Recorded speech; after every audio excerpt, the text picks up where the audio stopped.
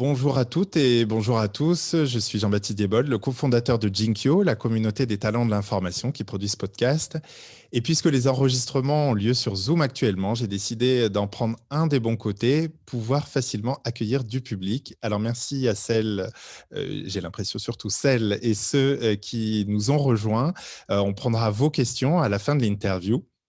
Voilà, nous recevons la journaliste Lucie Ronfaux pour nous révéler tous les secrets de fabrication de sa newsletter Règle 30, hashtag Règle 30, qui parle de nouvelles techno avec un regard féministe. Bonjour Lucie. Bonjour.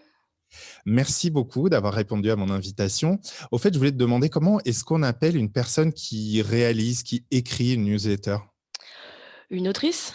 Moi, autrice, moi ça me va bien, ouais, je suis l'autrice de Règle 30. Eh bien, c'est parti.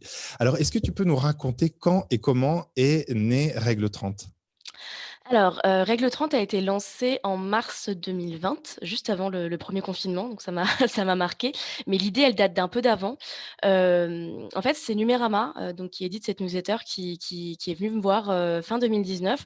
Ils avaient, pour idée, pour envie de lancer une newsletter éditorialisée. C'est-à-dire que comme beaucoup de médias, Numérama avait déjà des newsletters, plus de type revue de presse, enfin, revue de leur presse en tout cas, donc retrouver les meilleurs articles publiés sur Numérama et cetera. Mais ils avaient envie, de quelque chose d'un peu plus incarné, d'un peu plus éditorialisé et moi, il se trouve que, fin 2019, j'ai quitté mon emploi au Figaro. J'ai été journaliste, au Figaro Économie pendant 6 ans et donc le timing était plutôt bon pour qu'on se rencontre, quoi et donc Numérama voulait une newsletter, qui mêle les sujets d'inclusivité, de féminisme et de tech parce que c'est des sujets qu'ils abordent beaucoup, eux, en règle générale dans leurs articles, hein. Numérama, ils ont une approche de la tech que moi j'aime bien. Ils disent qu'en fait la tech ça veut rien dire. Et que dans un monde où tout est numérique, en fait, traiter le numérique, c'est aussi traiter de la société. Et donc voilà. Donc Marie Turcan, qui est rédactrice en chef de Numérama, et Julien Cadeau, qui est le COO du groupe Humanoïde, qui édite Numérama, sont venus me voir, m'ont dit voilà, on aimerait faire une newsletter, est-ce que ça te tenterait? Donc on a discuté de ça pendant plusieurs mois et on a fini par tomber sur cette idée qui a donné Règle 30. Et le titre, justement, il était là dès le départ. Et d'ailleurs, explique-nous un petit peu. Alors, moi, je suis allé faire des recherches et c'est pas évident de trouver beaucoup de choses, en fait, là-dessus. Ouais, alors Règle 30, c'est effectivement un peu une inside joke. On n'est pas tombé dessus tout de suite, on est passé par pas mal de le titre, c'est toujours difficile, hein, pour un article, pour une newsletter, c'est pareil. En fait, Règle 30, c'est une référence à la Rule 30, des internets. Donc, en gros, au début des internets, il y avait cette blague un peu récurrente qu'il y avait, des règles d'internet. La plus connue, c'est la règle 34, la Rule 34, qui est la règle qui dit que s'il existe quelque chose, il y en a du porno. Sauf que ce qu'on sait moins, c'est qu'il y a la règle 30 qui dit qu'il n'y a pas de femmes sur internet. Alors c'est une règle un peu ironique en disant, en gros, les filles, elles aiment pas aller sur internet, donc si tu parles à une personne qui prétend être une femme, c'est sans doute, un mec. Voilà, donc c'était un truc un peu une blague un peu stupide. Sauf que, ça collait assez bien avec ce qu'on voulait faire parce qu'en fait, règle 30, le principe, c'est qu'on parle de l'actualité des nouvelles technologies et de la culture web, mais en se concentrant, sur tout ce qui n'est pas, en gros, le cliché qu'on a en tête du geek. Parce que si vous fermez les yeux et que je vous demande d'imaginer un geek, il y a de fortes chances pour que vous imaginiez un homme, a priori blanc, a priori assez jeune, peut-être avec des lunettes. Enfin, c'est un peu l'image qu'on a, que la pop culture, et la société nous donne en général. Donc voilà. Donc nous, en règle 30, on parle, beaucoup de femmes, on parle aussi, voilà, de personnes LGBT, on parle de personnes racisées, on parle de personnes handicapées et cetera. Enfin, on essaye de sortir un peu de ce cliché. Donc la règle 30, c'est ça, c'est de dire, il n'y a pas de femmes sur internet, sauf que moi je suis une femme et j'écris sur internet et je vais vous parler de gens, qui sont notamment des femmes sur internet. Et alors, sur les sujets précisément, ça parle pas d'actualité du nouveau téléviseur, ça parle pas de, ça parle de quoi? Alors effectivement, on va pas parler du nouveau téléviseur. Ce que j'essaye de faire, c'est que Pour moi, c'était important que ça soit une newsletter, enfin pour moi et pour Numérama, c'était important que ça soit une newsletter d'actu parce qu'elle est hebdomadaire. Donc hebdomadaire, c'est quand même un rythme assez régulier et que le but, c'est quand même de faire un peu un résumé de ce qui s'est passé. Donc généralement, la newsletter, en fait, est divisée en 3 parties. La première, c'est une partie d'introduction qui est un texte, en fait, une sorte de petit édito sur lequel je vais traiter d'une actualité qui a accroché notre attention et la dérouler. Donc par exemple, là, dans la newsletter qu'on a envoyée cette semaine, hier, on a parlé du rôle inattendu des applications de rencontres après les émeutes du Capitole américain. Parce que des apps comme Tinder et comme Bumble se sont retrouvées en fait à collaborer avec le FBI pour retrouver des informations qui pourraient permettre d'identifier les émeutiers, des émeutiers ou des émeutières. Et du coup, moi, j'en ai profité pour expliquer que les applications de rencontres, c'est des sites qui sont intéressants dans leur bon droit et que quand on parle de régulation et d'enjeux du numérique, il faut aussi qu'on s'intéresse aux applis de dating.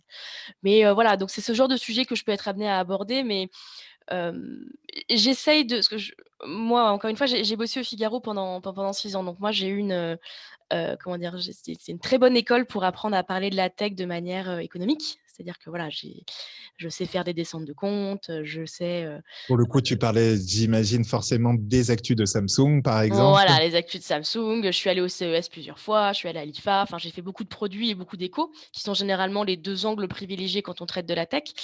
Mais les angles sociétaux, alors ça s'améliore maintenant, mais ont longtemps été un peu le parent pauvre, du traitement médiatique de la tech. Donc, c'est vraiment ça qu'on veut mettre en avant, avec Règle 30. C'est ces sujets de société, qui nous concernent tous en fait, hein, tous et toutes, pas que les ingénieurs, pas que les techniciens. Enfin, il y a pas besoin de s'y connaître en tech pour s'intéresser à la tech. Et alors, donc, c'est une newsletter hebdomadaire, Règle 30. Comment est-ce que concrètement tu l'écris? C'est-à-dire, alors déjà, tu as beaucoup dit nous, tu as dit que c'était effectivement une idée de Numérama. Donc, est-ce que tu travailles, enfin, déjà, comment vous interagissez? Et puis, toi, comment tu récoltes les infos? Comment tu les mets de côté? Et à quel moment, très concrètement, tu l'écris? Alors moi, j'ai une grande chance en tant qu'autrice de newsletter, c'est que je suis pas toute seule. Il y a beaucoup de journalistes qui font des newsletters qui doivent tout faire en fait, hein, qui ont pas de lecteurs, qui ont pas de enfin c'est pas du blog, mais pas loin. Moi, pour le coup, j'ai un fonctionnement beaucoup plus classique, c'est-à-dire que en fait, je travaille toutes les semaines avec Marie Turcan, qui est la rédactrice en chef de Numérama. En gros, concrètement, le lundi, entre 10 heures et 16 heures, selon mon inspiration, je vais voir Marie et je lui dis: «Voilà, j'aimerais traiter ce sujet ou j'ai vu cette actualité, qu'est-ce que tu en penses?» Donc Marie me fait ses retours, donc ça peut être, «Oui, ça me va». Parfois, elle va m'aider à resserrer un peu l'angle, parfois elle va me proposer une autre idée qu'elle, elle a vue et qu'elle pense intéressante, donc on a un peu ce débat. Et ensuite, je me mets à écrire. Donc, généralement, je consacre à peu près une journée, à écrire cette newsletter. Donc le plus gros, évidemment, c'est l'intro, hein, parce que c'est généralement, elle fait entre, 3 000 signes entre 3 000 et 5 000 signes, en gros, selon si je suis d'humeur bavarde ou pas. Donc ça, c'est ce travail que je fais dans la journée. Ensuite, la deuxième partie, donc c'est la partie revue de presse. Donc ça, la partie revue de presse, c'est un travail qui se fait plutôt tout au long de la semaine. C'est-à-dire que, moi, je fais pas que Règle 30, hein, je suis journaliste indépendante spécialisée en nouvelles technologies. Donc je fais un travail de revue de presse, tous les jours, en fait, pour ma propre curiosité et mon propre taf. Donc de temps en temps, quand je vois des articles, que je pense être adaptés pour Règle 30, je les mets de côté, en fait, hein. J'utilise Pocket, comme beaucoup de journalistes, je pense, donc je pocket mes articles et le lundi, généralement, voilà, je prends le temps de regarder un petit peu, ces articles que j'ai mis de côté. J'en choisis 4. J'essaye généralement de trouver des articles, alors j'essaie de varier les sources. Je fais toujours un effort pour avoir au moins un article en français, le mieux étant 2, moitié-moitié. Parce que même si voilà, quand on traite d'actu tech, forcément, il y a beaucoup d'articles en anglais.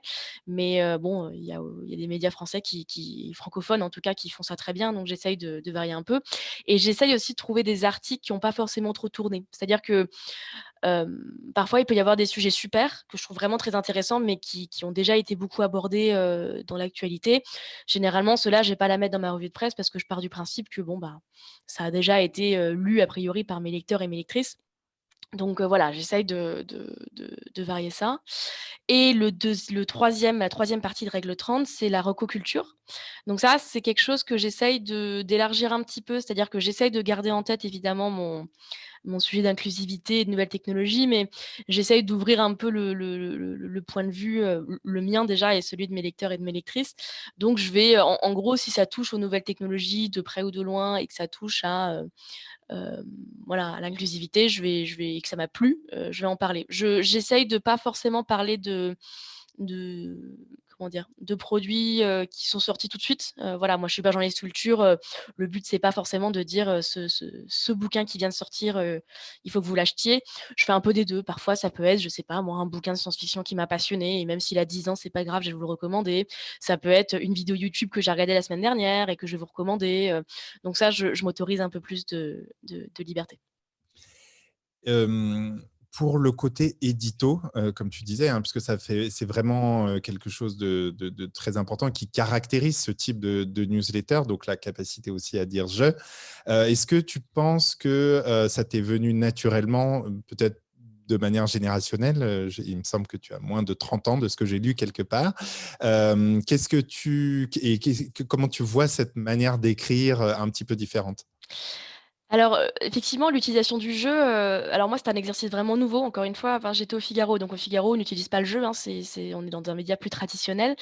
Je sais pas comment j'ai décidé, je suppose que c'est avec Numérama qu'on a dû se dire que le jeu était, approprié, Tu parce ne qu'en penses pas que fait, ça fait partie intrinsèquement justement de ce type de bah, déjà, tout simplement parce que la règle 30, c'est qu'il y a pas de femme sur internet et que je suis une femme sur internet. Donc faut commencer par là. C'est-à-dire que, moi je viens en tant que femme journaliste dans la tech qui, s'intéresse, au sujet et qui a aussi subi les mauvais côtés de ce sujet, hein, c'est-à-dire, le sexisme et cetera. Je viens vous parler de ces sujets.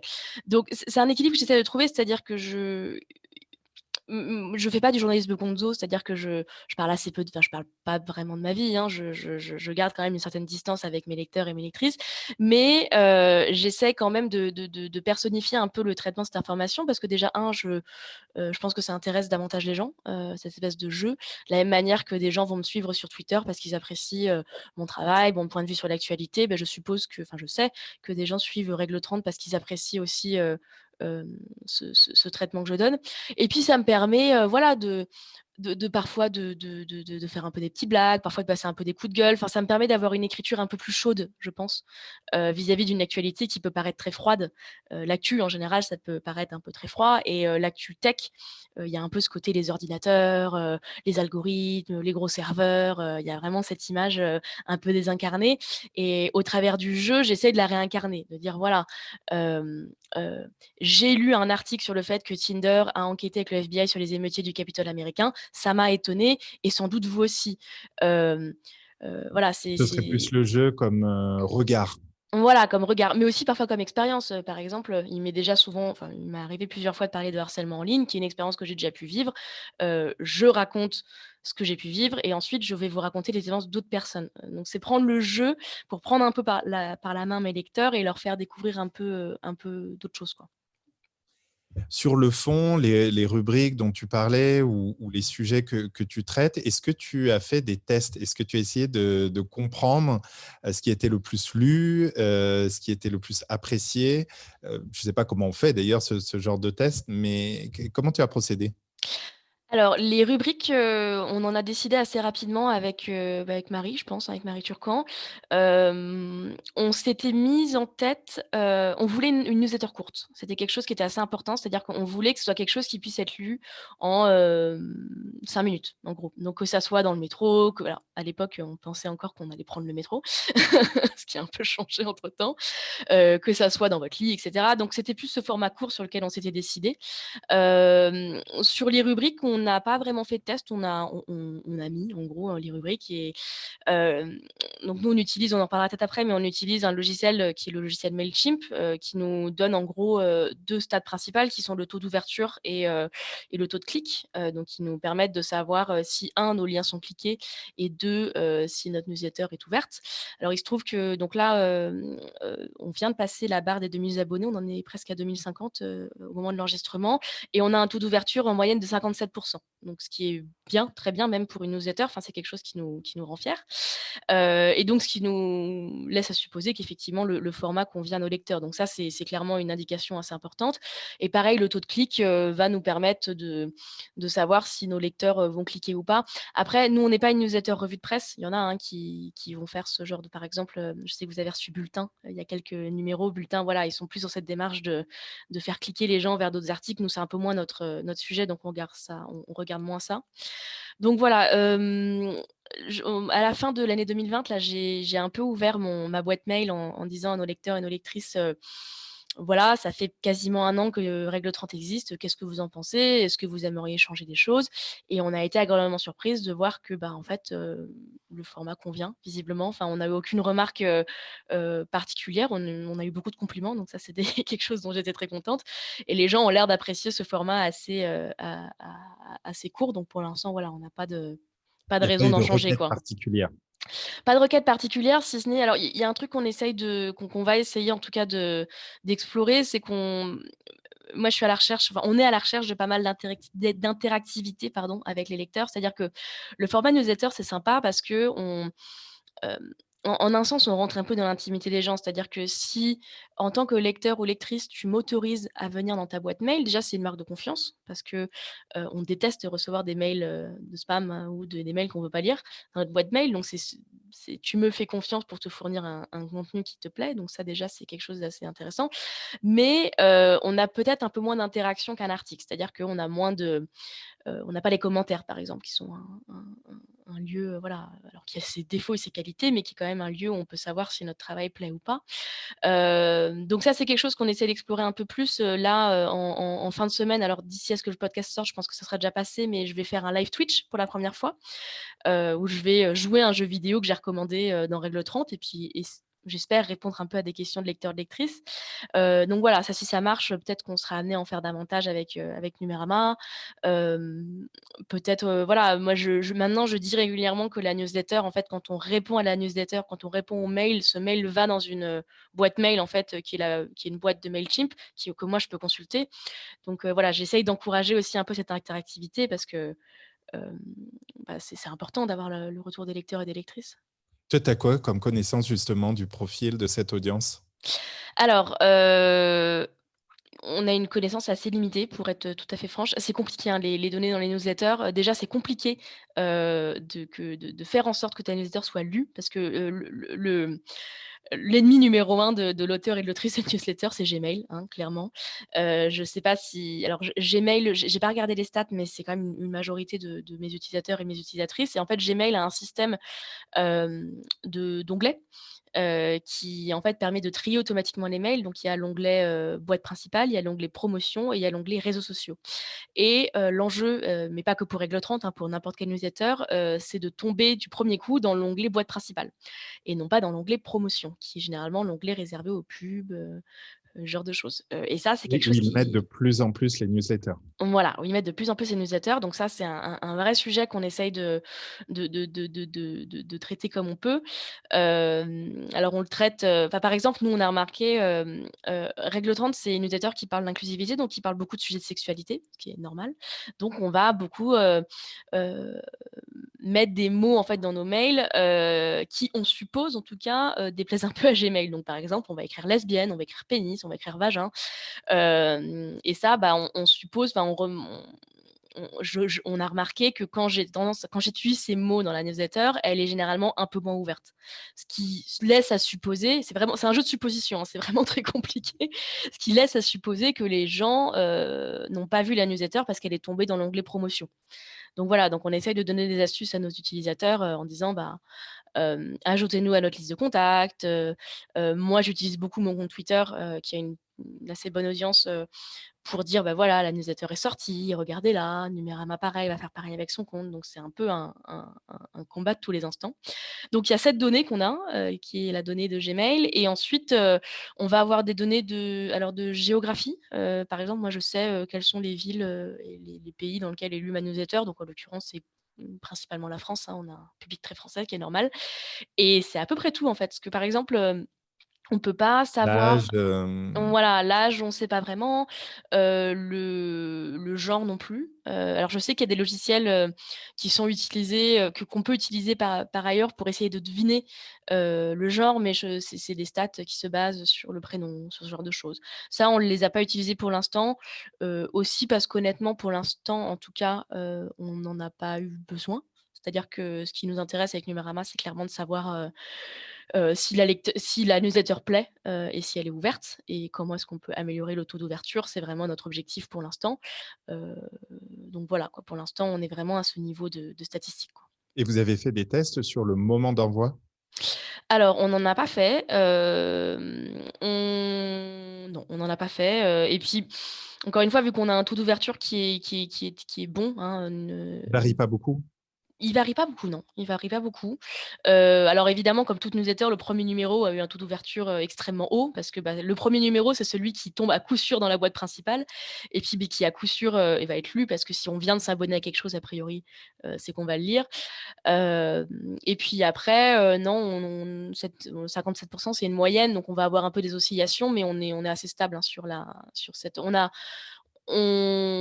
même un peu augmenté d'ailleurs ces derniers mois. Parce que ça pareil, c'est un vrai enjeu quand on a une newsletter, c'est que plus notre audience grossit, plus potentiellement le taux d'ouverture peut baisser parce que voilà, convaincre, un lecteur ou une lectrice qui s'est abonné il y a une semaine d'ouvrir ma newsletter, c'est plus facile que de convaincre une personne qui est là depuis, 6 mois et qui peut-être m'a oublié, qui peut-être, voilà, c'est pas désabonné, mais c'est un peu désintéressé et donc bah, plus on augmente l'audience, plus on a cette part importante de gens qui sont là depuis longtemps et à qui il faut rappeler, «Voilà, j'ai fait cette newsletter, lis-la, ouvre-moi», quoi.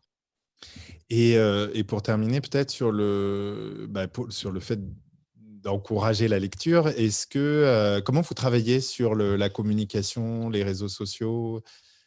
Parce que ça, Alors c'est important. Au début, effectivement, il faut aller toucher les personnes. bien sûr, alors on a 2 leviers, il y a les leviers de Numérama qui sont, ces leviers habituels, enfin qui sont les mêmes, qu'ils utilisent pour leurs articles. Donc ils vont faire beaucoup de tweets, ils vont faire de temps en temps des posts Facebook, ils utilisent un petit peu moins Instagram, mais voilà, donc ils vont faire ce genre de choses. Donc concrètement, ce que ça veut dire, c'est que, quasiment toutes les semaines, ils vont dire, voilà, le nouveau numéro de Règle 30 est sorti, ou alors ils vont retweeter l'un de mes tweets qui en parle, et cetera, et cetera. Et après moi, de mon côté, je vais aussi utiliser mes réseaux, parce que voilà, j'ai pas autant d'audience que Numérama, mais j'ai 17 000, 18 000 je crois, followers sur Twitter, donc c'est quand même une petite audience. Donc moi, ce que je vais faire, c'est que, généralement, à un moment dans la semaine, heu, qui est pas forcément la veille, juste à un moment dans la semaine, je vais rappeler que j'ai une newsletter en disant, voilà, si vous vous intéressez aux nouvelles technologies, à l'inclusivité, n'hésitez pas à suivre ma newsletter. Et ensuite, le jour où on envoie la newsletter, je préviens les gens quand elle est arrivée. Donc je vais faire généralement une petite capture d'écran et je vais dire: «Voilà, là, le nouveau numéro est sorti dans votre, boîte mail, allez le lire». Je le relis sur mon compte Instagram et ensuite ce que je fais et ça m'arrive de plus en plus et c'est assez chouette, c'est que j'ai de plus en plus de lecteurs et de lectrices, en fait, qui eux-mêmes vont faire le relais de la newsletter. C'est-à-dire que généralement, soit ils vont linker le lien Mailchimp, soit ils vont, carrément faire une capture d'écran ou prendre un extrait en disant: «Voilà, j'ai beaucoup aimé, le dernier Règle 30, voici comment». Et ça, c'est déjà c'est super parce que ça nous permet de toucher une audience qui est pas la nôtre, a priori, enfin des gens qui sont pas forcément au courant, que Règle 30 existe, que Numérama existe et puis la démarche qu'a une personne de relayer ma newsletter, c'est super valorisant. Ça veut dire que c'est quelqu'un qui a tellement aimé la newsletter qui va la relayer, quoi. Donc on s'appuie pas mal là-dessus et puis après, alors on a remarqué, Marie et moi, on a beaucoup le nez forcément sur les abonnés. On a remarqué que parfois il y avait des pics d'abonnement, mais coup un peu inexplicables, enfin qui ne viennent pas forcément de démarches de Numérama ou de moi. Par exemple, il y a pas très longtemps, j'ai fait un tweet, hem, qui était je sais même plus c'était quoi, mais qui était un tweet vraiment de blague qui n'avait rien à voir avec ma newsletter et il se trouve qu'il a vachement bien marché, qu'il a été vachement retweeté et on a pris, 30 abonnés en quelques jours, quoi. Alors que ça n'avait, rien à voir avec la newsletter. De la même manière, il y a 2 semaines, là, je suis passée sur, 28 minutes d'Arte, alors, rien à voir avec, Règle 30. J'étais invitée pour parler de Donald Trump et des réseaux sociaux et là, pareil, on a vu une grosse hausse d'abonnés, à la newsletter et voilà, on parlait du jeu, il y a ça aussi, c'est que donc c'est une newsletter qui est éditée par Numérama, mais que j'incarne. Voilà, j'utilise le jeu, je parle, moi, Lucie Ronfaux, et donc du coup, bah, c'est vrai que dès que je vais avoir un peu de visibilité pour mon travail, généralement, ça donne ensuite de la visibilité à la newsletter. Donc ça, c'est un peu plus instable, mais quand ça arrive, c'est toujours sympa, quoi. J'ai un peu envie aussi d'avoir ton avis, ton regard de journaliste tech sur le phénomène des newsletters. À ton avis, qu'est-ce que ça dit de la consommation d'informations? Ça dit des choses intéressantes et assez positives, je trouve. Déjà, je pense que le succès, actuel des newsletters montre un vrai intérêt pour une info qui va un peu moins vite, une info plus éditorialisée aussi. C'est-à-dire que, bon, on en a fait des caisses sur, le trop plein d'informations, ça va trop vite et cetera. Hem Moi, je trouve qu'il y a un peu un charme un peu rétro au fait d'attendre patiemment qu'une newsletter arrive dans sa boîte mail. Enfin, c'est une démarche assez similaire d'attendre impatiemment que Le Monde ou Libération ou Le Figaro arrive dans sa boîte dans son, chez soi, quoi, hein, donc par le courrier. Donc voilà, il y a ce Boîte aux lettres. côté-là. Je pense que ça dit aussi des choses sur les journalistes, notamment les jeunes journalistes et leur place dans les rédactions.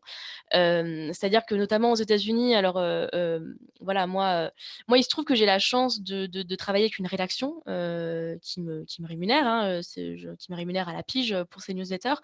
Aux États-Unis, il y a eu beaucoup de journalistes qui ont fait une démarche un peu différente, qui a été celle de quitter une rédaction pour lancer une newsletter.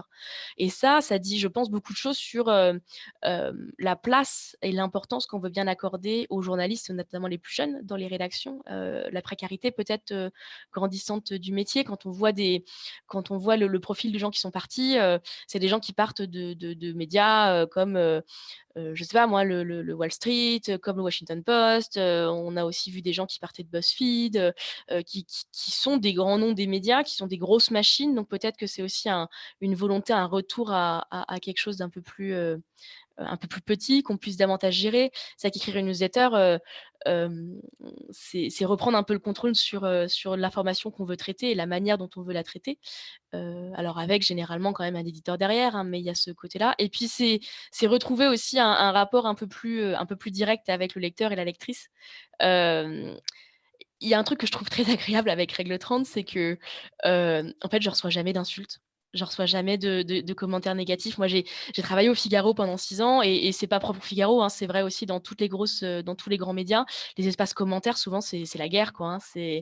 Alors il y a des choses positives, mais il y a aussi beaucoup de choses négatives. Moi, je lisais même plus les commentaires à la fin, parce qu'à chaque fois, c'était des gens qui me disaient que, j'en sais rien moi, que j'étais une journalope, que voilà, c'était pas des choses très constructives en tout cas. Une newsletter, s'abonner à une newsletter, c'est faire une démarche, hem, volontaire en fait, de se dire: «Je suis intéressé par ce format et ce contenu, et donc je vais m'abonner», et donc ça, c'est retrouver du coup un rapport beaucoup plus sain, je trouve, au lectorat, et se dire: «Bon, bah, je sais que j'ai une audience qui est déjà intéressée par ce que je vais écrire», donc ça met davantage en confiance, et puis ça permet aussi d'avoir, un rapport plus sympa, quoi. Donc après, je sais pas, comment va, comment dire? Heu, ce qui va arriver sur le long Évaluer. terme. Oui, Voilà. justement, je voulais te demander un petit peu parce que, voilà, maintenant on me dit, il y en a déjà beaucoup, les boîtes mail sont pleines, et cetera. D'un autre côté, comme tu dis, ça révèle des choses sur, les journalistes qui les écrivent. Ça révèle aussi des choses sur l'audience qui, on me dit souvent, peut-être, peut avoir envie d'échapper aux algorithmes des réseaux sociaux, c'est-à-dire en contrôlant plus, finalement, le contenu auquel on va être exposé. Si tu devais quand même, t'exprimer sur la suite un peu de tout ça? Comment tu vois les choses? Est-ce que ça va basculer sur Messenger ou sur Signal? Est-ce que non, mais c'est vrai, on peut imaginer plein de choses à partir de Ouais, ça. ouais.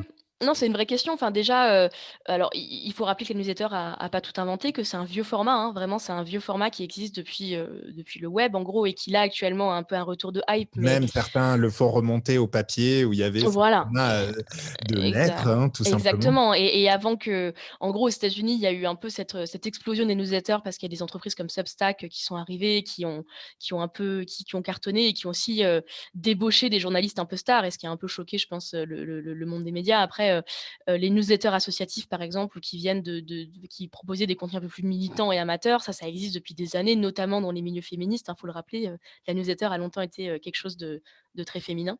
Est-ce qu'il y a une bulle des newsletters? Est-ce qu'elle va exploser? Alors moi, je vais pas me la jouer Madame Irma parce que je pense pas que je saurais répondre.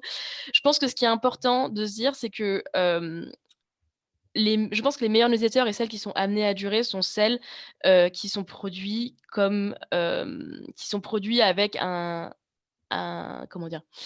Qui rémunèrent la personne qui les produise et que cette personne soit quand même un minimum encadrée. C'est-à-dire que c'est pas si facile d'écrire une newsletter, c'est moi, ça me demande le même temps et la même réflexion que quand j'écris des articles.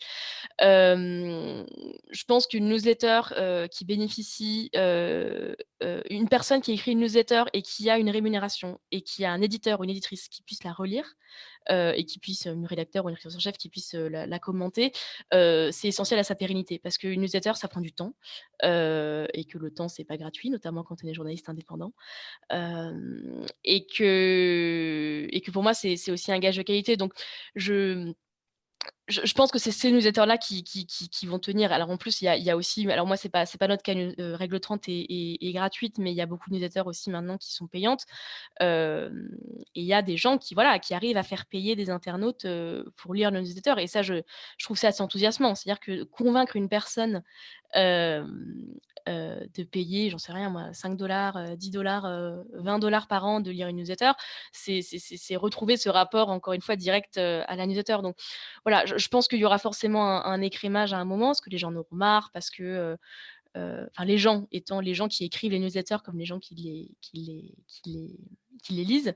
Mais moi je suis assez optimiste quand même. Je trouve que c'est un format qui est assez enthousiasmant, à laquelle moi-même je suis très cliente, hein. Moi je suis abonnée à, au bas mot une quarantaine de newsletters et je les lis toutes en fait. Je les lis toutes parce que ça m'intéresse. Moi je me suis abonnée à ces newsletters, donc c'est pas comme si je désespérais de voir des choses qui m'intéressaient pas dans ma boîte mail. Au contraire, moi j'ouvre ma boîte mail et à chaque fois je suis heureuse de voir des choses qui m'intéressent. Alors pour terminer, j'avais envie de parler un tout petit peu de toi. Tu nous as expliqué que tu es devenue journaliste indépendante. Quelle était ton idée et voilà, comment tu vois, tu vois cette activité? Tu parlais aussi de précarité. Est-ce que ça a été un choix? Est-ce que ça a été voilà, une envie? Explique-nous un petit peu cette situation. Ouais. Alors, donc moi, je suis journaliste indépendante depuis, 1 an et quelques mois maintenant. Je suis partie du Figaro en octobre, 2019. J'ai eu la très bonne idée de me mettre en indépendante juste avant la pandémie. Donc ça, ce qui n'était pas prévu. C'était un choix parce que moi j'ai 29 ans actuellement. J'ai passé 6 ans et demi au Figaro, qui a été ma première expérience professionnelle, qui a été une expérience, vraiment super, qui m'a appris plein de choses, qui m'a donné un réseau, qui m'a donné une rigueur, donc ça j'en étais très, très contente. Sauf que, en gros j'ai approché de la fin de ma vingtaine. J'ai vu que voilà, j'ai fait le constat que j'avais été dans une rédaction qui était une grande rédaction et j'ai eu cette envie de prendre un peu de risque, quoi. C'est-à-dire que voilà, j'étais dans un moment de ma vie où je pouvais me le permettre, et j'avais envie de voler un peu de mes propres ailes, de tenter de bosser avec d'autres rédactions et de peut-être aussi de creuser davantage ces sujets de société, d'inclusivité que j'abordais un peu au Figaro, hein. Je veux dire, il y a des sujets, que j'écrivais là-bas qui étaient vraiment de société, qui parlaient de plein de sujets comme ça, mais de le faire un peu plus, un peu plus régulièrement, quoi. Donc voilà, moi, c'est vrai que j'ai eu la chance tout de suite de travailler avec Numérama, à partir du mois de mars 2020, ce qui m'a donné des piges régulières, hein, pour le dire très clairement, et ça, quand on est pigiste, avoir des piges régulières, c'est un peu le sésame, hein, parce que ça veut dire que tous les mois, on sait qu'on aura, tant d'argent qui tombe sur notre compte. Et puis j'ai eu la chance, c'est vrai moi, de collaborer très vite avec pas mal de médias, hein. Moi je bosse avec Libération, je bosse avec Le Monde, je bosse aussi beaucoup avec Binge Audio, en Oui, alors podcast. justement, j'avais envie de m'y arrêter un petit peu. Tu as fait deux super séries vraiment de Merci. podcasts que j'ai écouté avec grand plaisir. Une sur la mort et l'autre sur les skyblogs. Je crois que est-ce que j'en oublie? Non, non. Voilà, donc c'est vraiment, je vous encourage vraiment à les écouter. C'est passionnant. Est-ce que, bah voilà, ça faisait partie aussi de cette idée de pouvoir avoir plusieurs types de médias, plusieurs types de formats aussi pour t'exprimer? Ouais, tout à fait, j'avais envie d'aborder des formats différents. Alors la newsletter, le podcast, qui sont des choses qu'on peut faire, hein, dans un grand média, mais le process de décision est forcément un peu plus long, ça prend toujours un peu de temps et puis on n'est jamais garanti que ça soit nous, la personne qui allons nous occuper de ce média un peu différent. Donc oui, ça c'est être indépendante, ça m'a permis de faire ça et puis, c'est vrai que moi, je bosse avec Binge Audio, en podcast, en tout cas, je n'ai bossé qu'avec eux pour l'instant et Binge Audio, ils ont une politique assez sympa qui est que même si tu viens pas du milieu du podcast ou de la radio, ils te donnent ta chance. C'est-à-dire que si ton pitch, leur plaît, ce qui a été le cas avec mes 2 pitchs pour les Skyblogs et La Mort et le numérique, ils vont te laisser gérer une série quoi. Ce qui est, moi j'avais déjà fait du podcast en présentation avant, mais j'avais jamais, fait de série documentaire. C'était vraiment une toute nouveauté pour moi et donc ça, c'est quelque chose que Binge m'a permis de faire. Donc ouais, moi, c'est le bon côté de la vie d'indépendante, c'est d'être un peu touche à tout, quoi. Alors après, le mauvais côté, voilà, c'est ce que tous les pigistes décrivent, hein, c'est, l'instabilité, la précarité. C'est clair qu'on ne gagne pas autant d'argent quand on est pigiste que quand on est en CDI au Figaro, hein. Je le dis clairement. Mais pour l'instant, moi, c'est un mode de vie qui me convient et surtout, je suis fière de ce que j'ai pu faire, jusqu'ici. Et tu vois quand même juste un mot, tu l'évoquais, effectivement, on ne peut pas ne pas parler de la situation actuelle. Comment ça se passe en ce moment? Est-ce que les grands médias sont plus frileux pour commander des piges ou pas Moi, je l'ai pas ressenti. Après, j'ai la chance d'avoir une spécialité qui est très identifiée, donc qui est la tech et qui se trouve qui a été une spécialité qui a été assez utile pendant la pandémie. C'est-à-dire qu'on s'est tous retrouvés, plus ou moins, confinés chez nous et donc on a tous beaucoup consommé d'internet et donc il y a des sujets qui ont pris en importance comme, Twitch, comme Animal Crossing, Zoom, OnlyFans. Donc ça, c'est des sujets que j'ai été beaucoup amenée à traiter, pour Le Monde, pour Libération. Donc ça, à la rigueur, ça a été plutôt une bonne «opportunité» entre guillemets pour moi, quoi.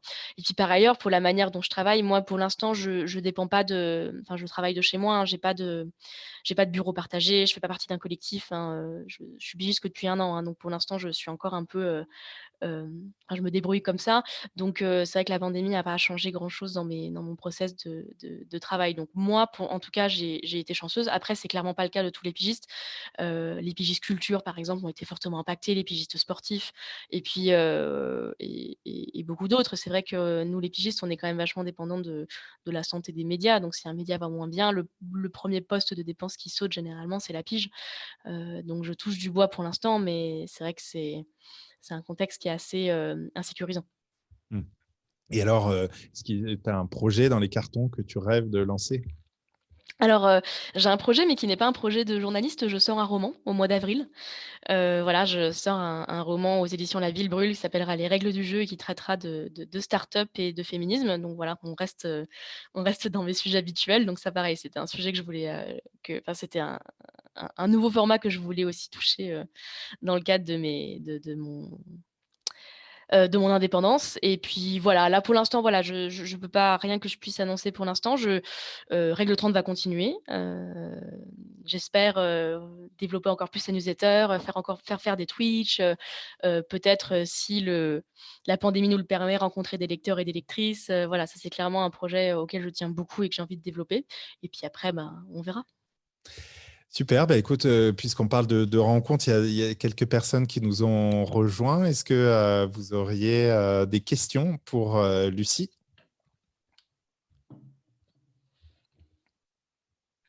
Ne soyez pas timide. Il y a forcément des sujets hyper importants que j'ai oubliés, donc surtout n'hésitez pas, c'est l'occasion. Bonjour. Bonjour. Bonjour, je vois que tu es là, Euh, tu t'appelles Julie. Enfin, je tutoie du coup. oui, tout à Tutoyons. fait. Julie, enchantée. Merci beaucoup pour cet échange. C'était vraiment très intéressant. Moi, j'avais une question sur la newsletter. Je me demandais, est-ce qu'il serait possible ou envisageable que nous, lecteurs, choisissions un sujet sur lequel on aurait besoin d'un éclairage plus particulier de votre part, mettons, je sais pas, une fois par mois, par exemple, un sujet, voilà, qu'on pourrait choisir, et donc vous seriez obligé voilà, de parler de ce sujet-là dans votre newsletter. Voilà, un peu dans une démarche de co-construction en fait de la newsletter avec vous. Voilà, est-ce que ce serait possible ou pas du tout? C'est intéressant, alors, que j'y sois obligée, je pense que ça n'arrivera Ça n'arrivera pas dans le sens où, voilà, encore une fois, on est dans un travail avec Marie Turcan, ma rédactrice en chef, de choisir les sujets. Après, comme je disais, j'essaye de développer plus d'interactivité à Règle 30. Donc, si vous avez des sujets, et ça, je parle à vous, Julie, mais aussi à éventuellement des lecteurs et des lectrices, si vous avez des sujets qui vous intéressent et sur lesquels vous aimeriez, voilà, effectivement, un éclairage, que vous aimeriez le développer, envoyez-moi un mail, répondez à Règle 30 et envoyez-moi un mail. Moi, je suis vraiment preneuse et ça m'est déjà arrivé de traiter des sujets, d'avoir des idées suite à des interactions que je peux avoir avec un lecteur ou une lectrice. Donc, ouais, envoyez-moi des tweets. N'hésitez pas, c'est intéressant. Ça Ok, m'intéresse. ça marche. Et c'est vrai que de manière générale, peut-être ça mériterait d'être encore plus indiqué dans les newsletters. On peut répondre la plupart du temps et avoir un contact direct. Je ne sais pas si... Enfin, moi, par exemple, c'est vrai que je ne l'ai jamais fait. Et je ne sais pas à quel point c'est connu, c'est su finalement que contrairement je sais pas, à la newsletter revue de presse, comme tu dis un peu du Monde, où on ne va pas répondre, que là, on peut le faire en fait. Oui, je pense que les gens parfois ont un petit peu peur, sont un peu intimidés face à l'acte d'envoyer un mail. Déjà, parce qu'il y en a qui ont peur de m'embêter, ce qui est sympa de leur part. Euh, et aussi, moi, je sais que par exemple, j'ai un lecteur un jour qui m'a écrit, qui m'a dit, je voulais pas vous embêter, parce que je voulais pas vous envoyer un mail sur votre boîte privée. Et donc, je lui ai expliqué que c'est vrai que quand on répond quand on répond à Règle 30, en fait, ça va sur une boîte spéciale, donc ça ne m'embêtera jamais. Au contraire, moi, quand je vois que j'ai des messages à lire dans cette boîte, je suis ravie. Ça veut dire que j'ai des commentaires. Donc, mais c'est peut-être un truc sur lequel effectivement on doit travailler davantage de dire qu'on peut répondre et avec grand plaisir, envoyez-moi des mails toutes les semaines. Non seulement je les lirai, mais j'y répondrai. Super. Est-ce qu'il y a d'autres questions?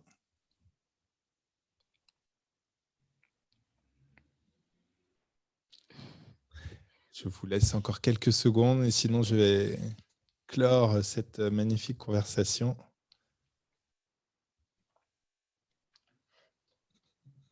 C'est bon, il n'y a pas de sujet qui reste. Peut-être, Lucie, avant de terminer, comme ça, si jamais il y a un dernier regret, est-ce que toi, il y a quelque chose que tu voulais dire, peut-être que j'ai oublié de te poser comme question?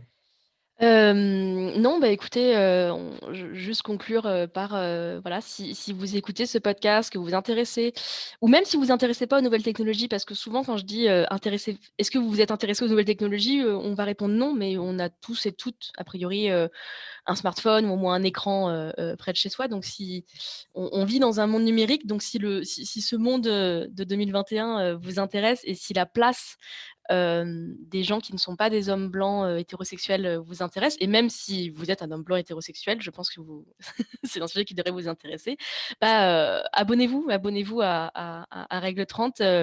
Vous pouvez vous taper sur votre moteur de recherche préféré Règle 30 Numérama et vous tomberez dessus. Et puis, et voilà quoi. Je pense que ces sujets-là n'appartiennent pas qu'aux techniciens, n'appartiennent pas qu'aux geeks, n'appartiennent pas qu'aux hommes. Ils appartiennent à tous et à toutes et je serais heureuse de vous convaincre toutes les semaines. Il y a juste une petite question bonus de Salomé qui te demande si tu as fini par contourner le shadow ban qu'engendre l'utilisation de certains mots. Alors, c'est un sujet auquel on réfléchit un petit peu.